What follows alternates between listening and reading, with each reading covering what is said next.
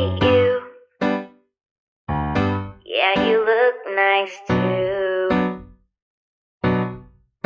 I know it's been a while. Actually, more than a while.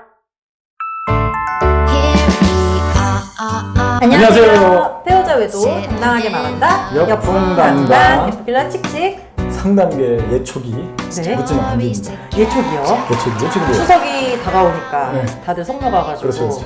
요거 예초기. 해야 돼. 벌초해야 돼요. 벌초하는 예초기. 네. 이 잡초 깎는 거. 잔디 깎는 들고서는 거. 이렇게 윙 하면 그 날개가 그렇죠. 막 돌아가면서 그렇죠. 잔디가 깎이잖아요. 잘못하면 또 눈탱이 맞잖아. 자기 다리도 깎을 수 있는 엄마 세상에. 아니 그거 하다가 예초기. 돌 맞으면은 돌이 이렇게 튀어와가지고 잘못하면 크게 그렇죠. 다친다던데. 아 근데 요즘에 그 예초기 잘 나올 거라고 안전장치가 잘 돼 있을 거예요. 아, 그럴까요? 뭐 예초기가 뭐 눈탱이 밤탱이 된다고. 네, 그렇죠. 이게 네. 예초기가 이게 잔디 깎는 거. 이게 왜 예초기냐? 네. 이제 지난번에 얘기했듯이 상담이 아니라 이 바람이라는 거는 그 산간자로의 길이 원래 자풀이 무성했던 길이 탄탄대로가 난 거고, 네. 아내나 남편의 이 가정으로의 길이 지금 다시 자풀이 난 거거든. 네. 이 자풀이 난 이거를 다시 길을 내야 되기 때문에 네. 그 길을 내주는 역할, 예초기. 제가 오. 가정으로서의 그 바람난 배우자가 가정으로 돌아오기 위한 그 길, 네. 그 잡초가 무성한 길, 그거를 내기 위해서 그 예초기, 제가 예초기 역할을 하고 싶다는 뜻이에요. 기가 막히네. 상담계 예초기. 네. 네. 알겠습니다. 거기까지입니다. 오늘은 좀 짧게. 네. 예. 오늘 주제는 뭔가요? 오늘의 주제는, 자, 바람으로 인해 가지고 이혼을 할 경우 네. 후회 없이 이혼하는 방법. 이게 또 중요하거든요. 후회가 없어야 돼요. 너무너무 중요한 네, 굉장히 주제예요. 중요합니다. 이거. 네. 후회 없이 이혼하는 방법. 원래는 가장 좋은 건 이혼 안 하는 거고요. 제일 좋은 건 사실 그렇지. 가장 좋은 건 네. 이혼 안 하고 그냥 내가 이기는 거. 네. 두 사람 갈라놓고 제자리를 되돌려 놓는 건데 꼭 부득이하게 이혼을 해야만 되는 상황이 또 이제 발생해요. 하다 보면. 그럴 수 그치? 있죠. 예기치 않게 또 이혼을 해야 되는 상황이 발생해. 뭐 그런 경우에 저는 이제 말리지. 저는 어지간하면 아닙니다. 나중에 일단은 더 쳐낸 다음에 네. 다 이겨놓고 그러고 합시다. 그런 주의인데 이도저도 안 되는 경우가 있어.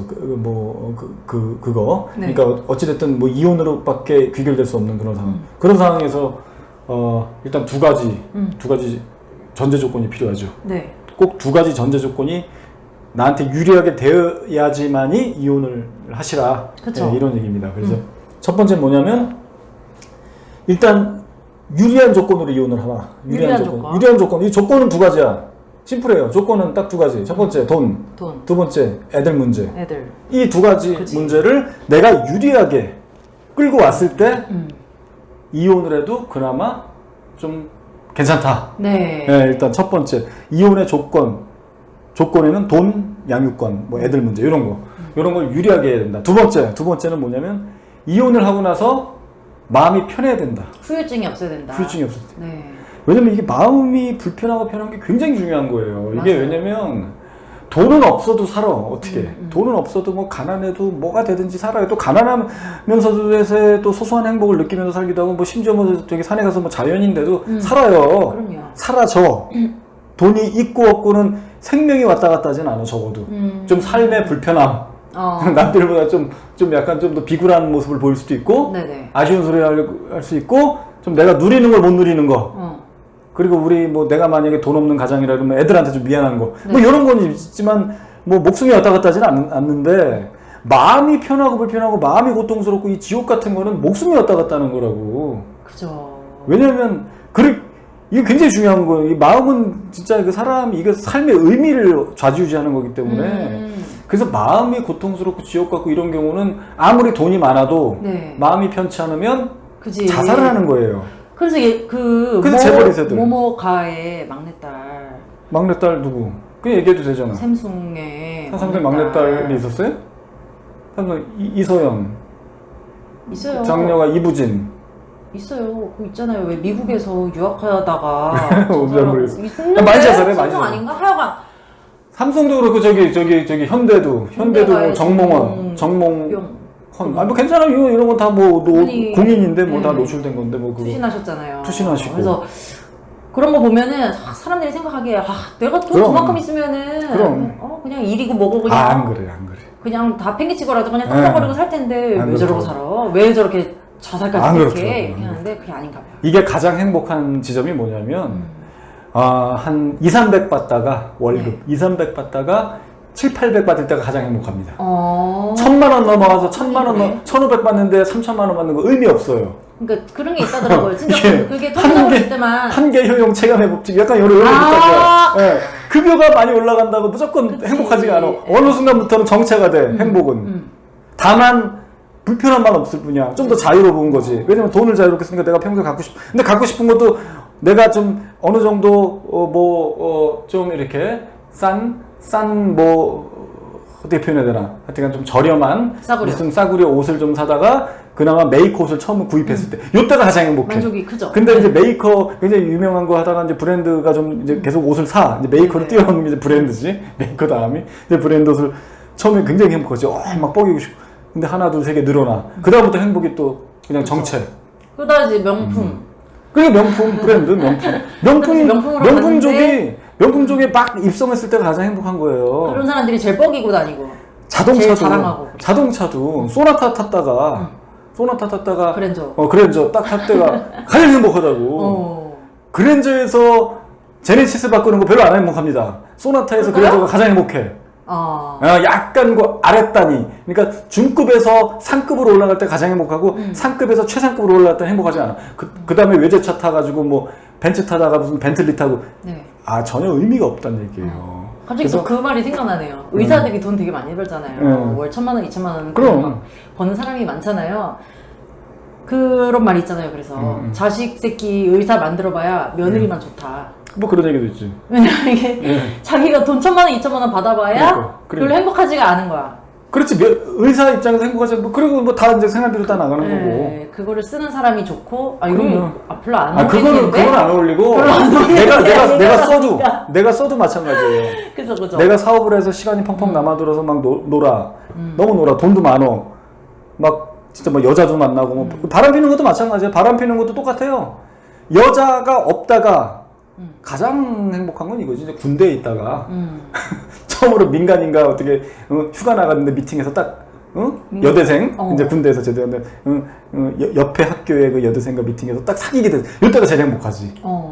근데 이제 결혼도 하고 애도 생기고 이랬어. 그러다가 어쩌다가 또 첫바람 네네. 눈이 맞은 거야 회사에서. 그때가 제일 행복하죠. 그렇겠네요. 근데 그 다음에 이제 바람 많이 펴 계속 펴. 그러다가 여자가 2명 3명 늘어나.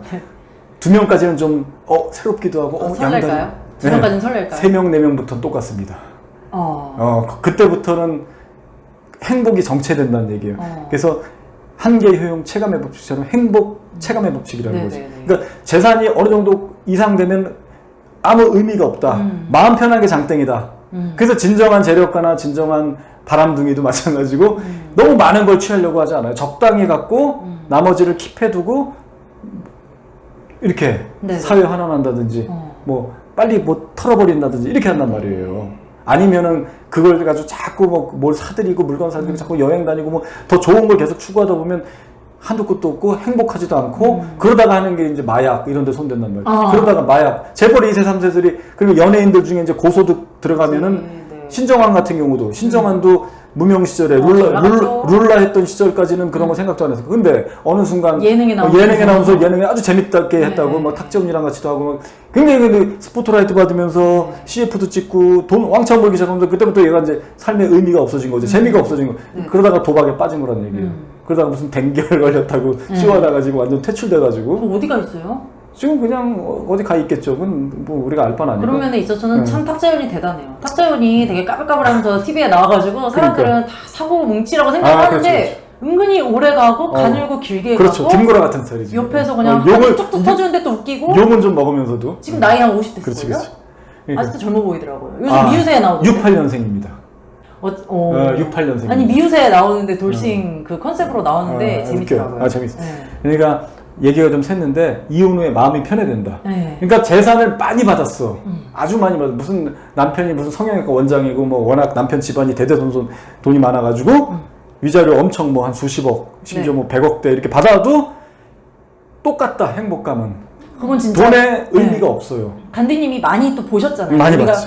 사회 유력 인사들의 아내분들도 와가지고 막 상담하시고. 그럼. 그런 분들은 사실 돈이 아쉬운 게 아니니까 남편이 뭐 얼마 그럼요. 준다고 하니까 그냥 이혼하려고요. 나도 이렇게 사는 맞아요. 게 지옥 같고 빨리 그냥 잊어버리고 털어버리고 싶지. 저런 새끼랑 내가 옆에서 그냥 이렇게 트로피 마누라 노릇하면서는 못 살겠어요 하면서 이혼을 그렇죠. 덜컥 하신다고요. 근데 물론 간대님이 말리지만 말리죠. 그분은 아니라고 저는 할 만큼 한 것 같다고 저는 이제 더 이상 이렇게 살고 싶지 않다고. 이 정도 했는데 돈이면 됐다고. 예, 돈만 보고 그냥 딱 해. 이 정도면 저도 받으면 먹고 됐다. 살만합니다. 그리고 애 양육권도 나한테 유리하다고 했는데 그치. 나중에 마음이 지옥 같아. 나중에 막 6개월 1년이니까 그러면- 전화 오잖아. 그러면 그 돈 두고 죽거나 망가지거나 이렇게 간단 말이에요. 네. 그래서 자 다시 정리하자면 이혼엔 두 가지 전제 조건이 꼭 따라붙어야 된다.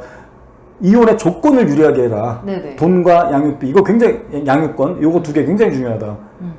하지만 또 하나의 조건이 꼭 필요하다. 네. 마음이 편해야 된다. 이혼하고 나서. 마음이 편해야지. 예. 네. 돈 많아도 마음이 고통이면 삶에 의미가 없고 이상한 데 빠지고 알코올 중독, 도박, 마약 이상한 데 빠져가지고 인생 망치기 십상이고 또 무료한 나날, 고통으로 점철된 나날 속에서 내가 무슨 극단적 선택을 할지도 모르고 굉장히 위험하다. 그러니까 남편이 바람피는 상황에서는 그 상황을 빨리 벗어나고 싶고 이혼만이 답일 거라는 생각을 계속 하게 돼요. 왜냐면 주변 사람들이 그렇게 조언을 네, 하니까 그렇죠. 야, 왜 그렇게 살아? 이혼해. 이혼하고 잊고 새 출발해. 그러는데 잊고 새 출발하는 게 말이 그렇게 쉽지 그러니까. 그 바람이라는 거를 지금 해결하지 않으면은 그거는 내 평생 문제거든요. 그렇죠. 그러니까 이 두 가지 전제 조건인데 더 디테일하게 들어가면 자 그럼 첫 번째 이혼 조건을 유리하게 이건 어떻게 유리하게 하냐 버티시라고 버텨 무조건 버텨야 돼. 협의로 들어가 그지? 협의 이혼하시라고 자꾸 버티고 버티다가 협의. 변호사들은 자꾸 소송하시라고 소송하라고 자꾸 소송 종용한단 말이에요. 변호사의 한계지. 변호사가 뭐 나쁜 사람들이라서 그런 게 아니라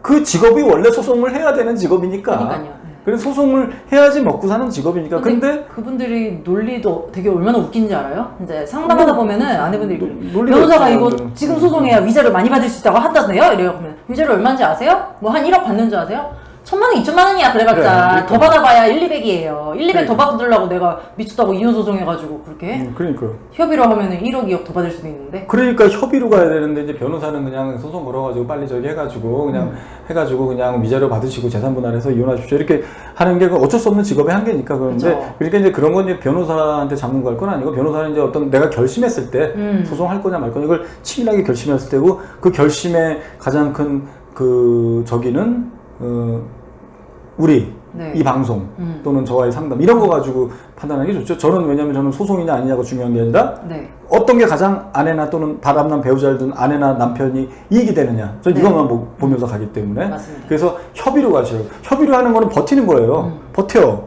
이거 오히려 안 해줘. 그러면 상간자를 계속 폭격을 해. 네. 그럼 내 바람핀 배우자가 진짜 상간자랑 굉장히 깊어요. 깊으면 이혼해달라고 악을 쓴다고. 상간자를 폭격하기 시작하면 양다리 걸쳤다가도 기쁘면 그쪽으로 쏠린단 말이에요. 이혼해달라고 난리 치고 제발 좀 이혼하자 빨리 그만 좀 그쪽 건드리라. 왜냐면 그쪽이 이제 떨어져 나가게 생겼거든. 네. 그쪽을 폭격하니까. 네.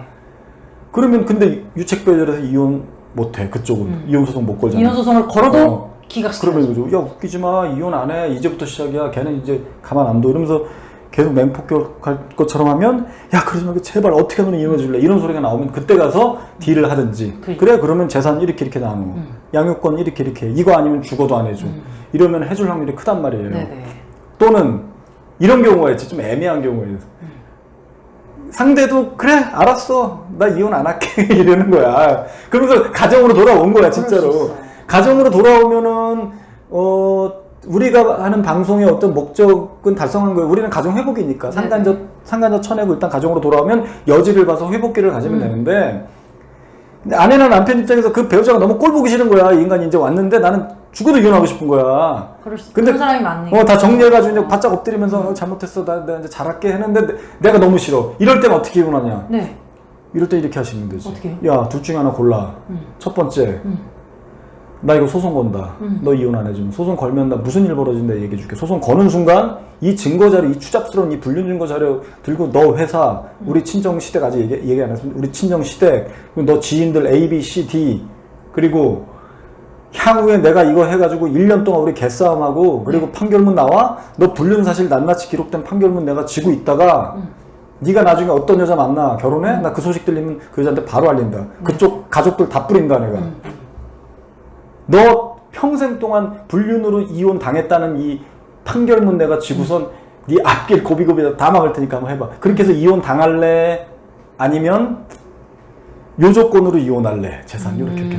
요 조건으로 이혼해주면은 협의로 해서 우리 빨리 빠르면 한 달, 애 없으면 한 달, 네. 애가 성인이거나 애가 미성년자면 3달 숙려기간.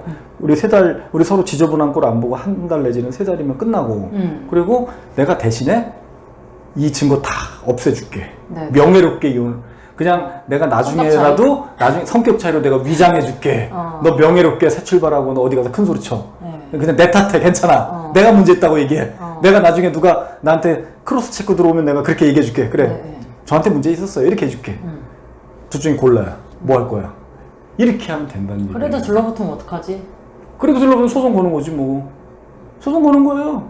알겠습니다. 끝은 결국. 근데 대부분 후자를 택할까? 왜냐면 아내가 확고하니까. 난 무조건 100% 이혼한다고 하시라고. 난 소송 바로 들어가. 그러니까 니는 선택 없다고 하시고 니는 무조건 이혼해야 돼. 근데 둘 중에 하나 뭘로 할 거야? 그것만 결정하라고 하면 돼요. 그나마 그렇게 하는 게 여러 가지 여지도 있고 확률도 높다. 그러니까 그렇게 하시라는 얘기지. 조건은 그렇게 네네. 그 다음에 마음 편한 거. 두 번째, 마음 편한 거.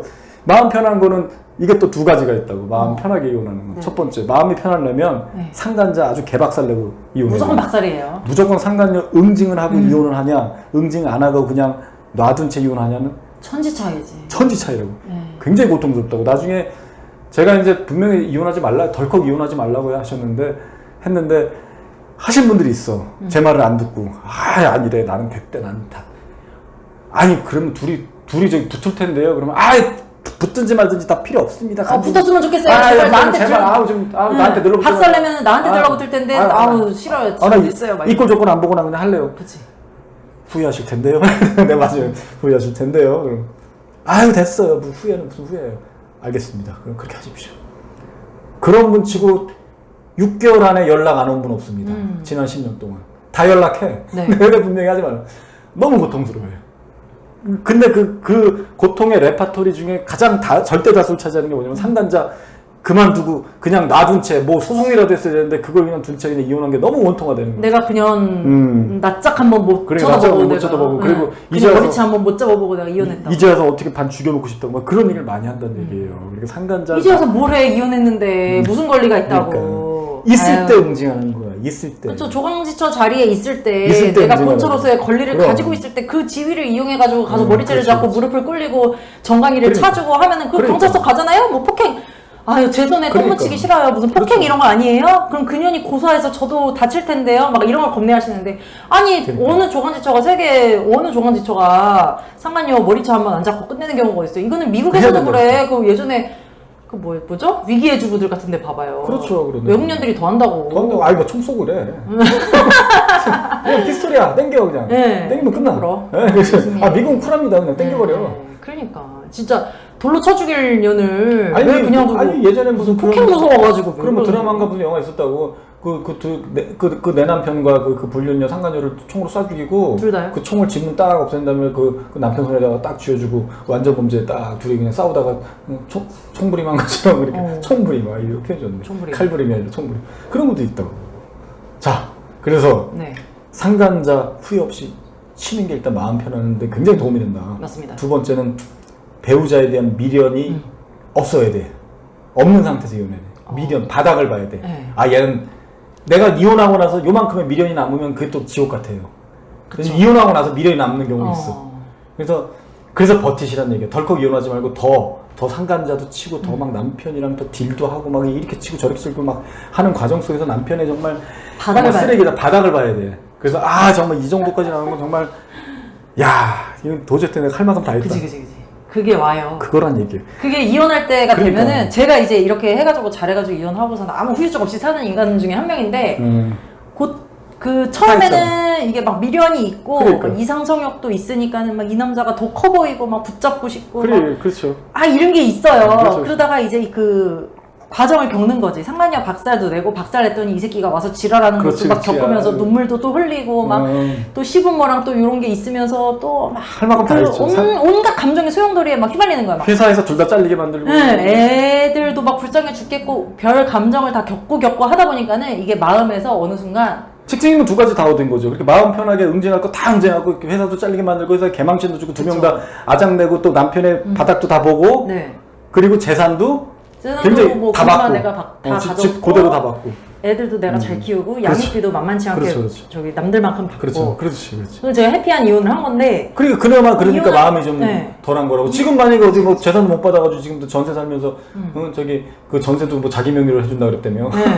그렇게 해서 애들 키우고 있었으면 이거 뭐야? 그 전세 빼라 그러면 그냥 쫓겨나는 거고 이게 뭐야? 그래서 근데 이제 제가 아내분들한테 맨날 얘기하는 게 이혼할 때가 되면 느낌이 딱 온다니까 이게 그분이 그렇지. 오셨구나 뭐 이런 게 딱 있어요. 그렇지.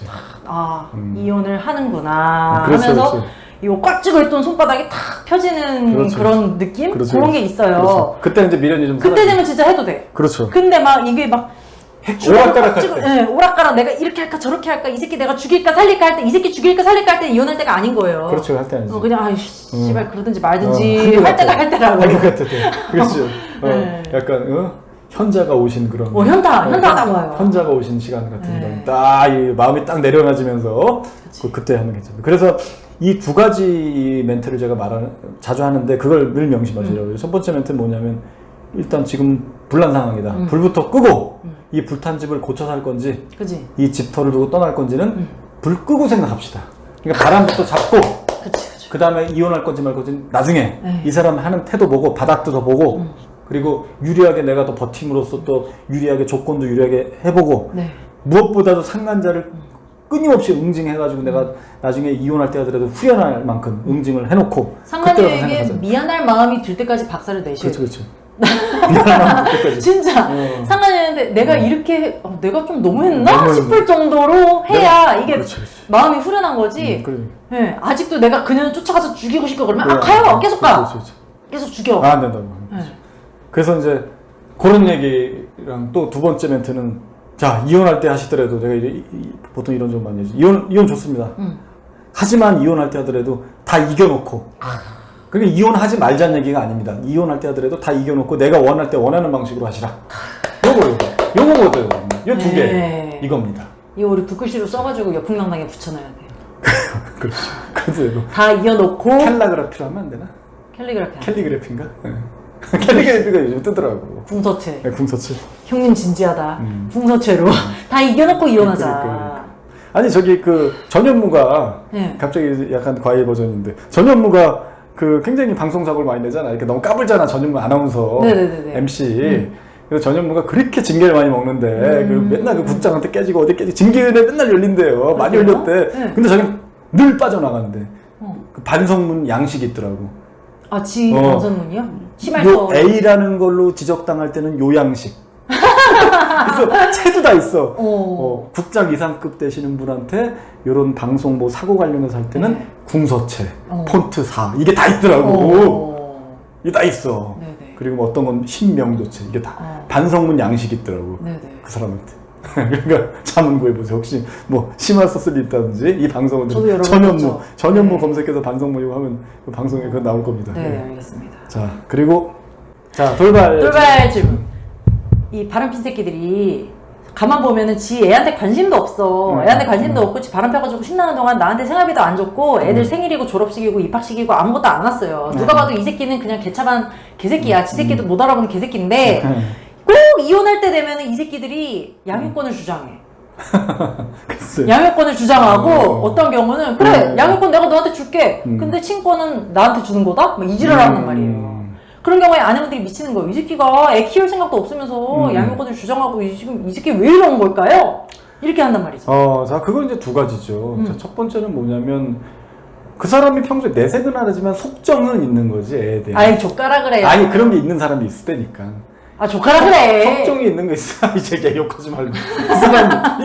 이거 공공 유튜브도 방송이야. 이거 방송 심의 규정이 있을 거야. 유튜브도. 매운맛. 있는 경우가 있어. 그래도 겉으로 내색은 안 해도 속으로는 그래도 애에 대한 묘한 끈이 있는 경우. 첫 번째 그거. 그런 경우 있을 수 있겠다. 애한테 그런 속정은 있는데 애를 싫어하진 않고 애에 대한 측은한 이런 거 있는데 그냥 건가? 아내분이 싫은 거야. 소유하고 싶은 마음이 있는 거야. 그러니까 키우는 과정은 생략하더라도 그냥 내가 일단 그러니까 그게 지금 그러니까 첫 번째는 그거고 이제 두 번째가 이거지. 그냥 남 주기 아까운 거, 남 주기 싫은 거지. 그냥 엿 먹어봐라 그래가지고 고의적으로 하는 경우죠. 그냥 순순히 이혼해주기 싫으니까. 그렇죠, 그렇죠. 그래서 그러는 거예요. 그렇게 두 가지 경우로 갈릴 수 있죠. 어떤 경우에든 너무 싫어. 어떤 경우에든 지지 말고 아내분이 유리하게 하려면 버티시라. 일단 하긴 처음에 그래요. 버텨. 저도 밀당 많이 했어요. 그 덜컥 양육권 하시면 안 가지고도 밀당 많이 했거든요. 그러니까 덜컥해주면 안 됩니다. 예. 그런 예. 거는 뭐 우리 자세한 거는 저희와 상담을 통해서 하시면 될 것 같고요. 예. 저희 그 여풍당당 바람치유센터 카페 들어오셔서 간디님의 글도 읽으시고 여러 가지 사연도 나누셨으면 좋겠고요. 저희 부산 상담센터가 드디어 오픈을 합니다. 지금 상담 전화번호 밑에 자막으로 나갈 거예요. 미친가 위인가 어딘가 모르겠네. 자막으로 나갈 건데 이제 부산에서도 편하게 대면 상담을 하실 수가 있습니다. 예. 맞습니다. 네, 중동역 근처예요. 부산 중동역. 2호선 중동역. 부산에도 중동력이 있구만. 네, 알겠습니다. 네, 여러분 안녕. 다음 시간에 또 만나요. 안녕.